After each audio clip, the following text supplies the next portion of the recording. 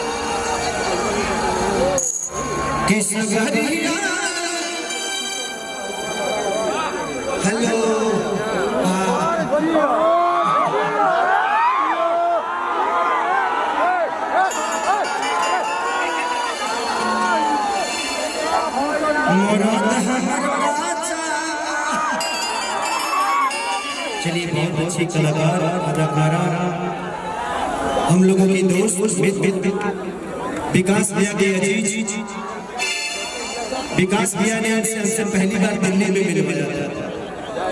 इन्होंने एक नया गाना ऐसे हम लोग रूम में इनका एक वीडियो बनाया था। कौन सा गाना था डिम्पल?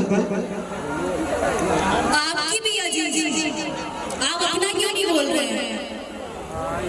ये प्यार कल परसों के भइल कर रहे हैं, भुला गए ऐसे जैसे भइल कर रहे हैं। मैं दो लाइन में सारी चीज के लिए बोलना चाहूंगा। सबसे पहले तो आप सभी को मेरा प्रणाम है और आज मैं अपने बहन की शादी में आई हूँ। अखिलेश जी की बहन मतलब मेरी बहन नहीं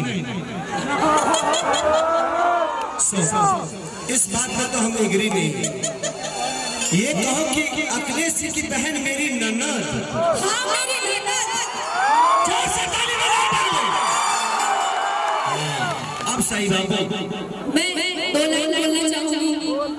दी कौन है? दी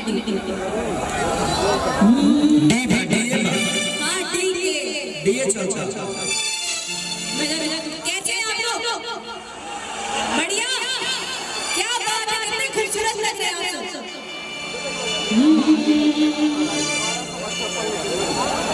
कि प्यार काल बरसों के भाई लगा है,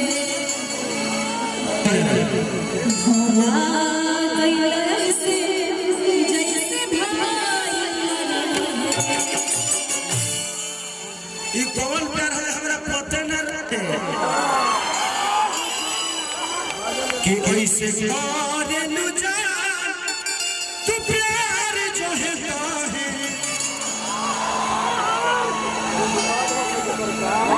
हमके पता न रहे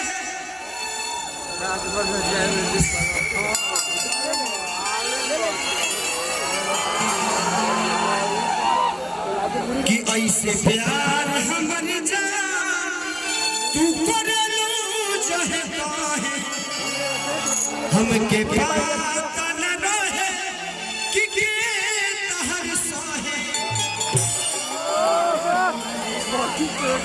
और कुछ नहीं बोल कि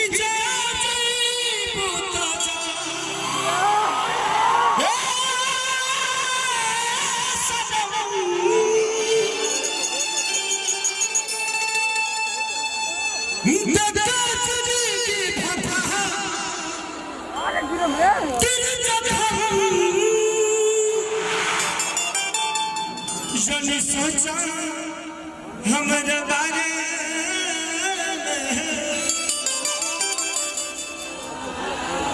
कि जब सोचा हमारा बारे में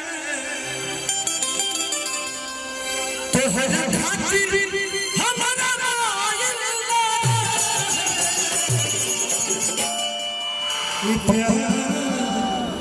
कल है भरसों के कहिल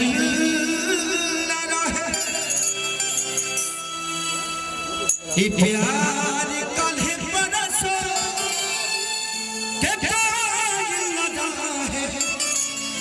भोला बैल वैसे जैसे भाई लगा है,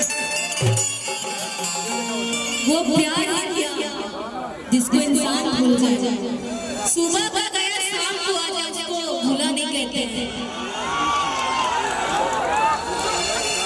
सही नहीं, सुबह का गया कोई शाम को घर वापस आ जाए, उसको भूलना नहीं बोलते हैं, समझे? नहीं, जहाँ जहाँ आप सुबह तक गई थी हम भी सुबह तक जा सकते हैं ना?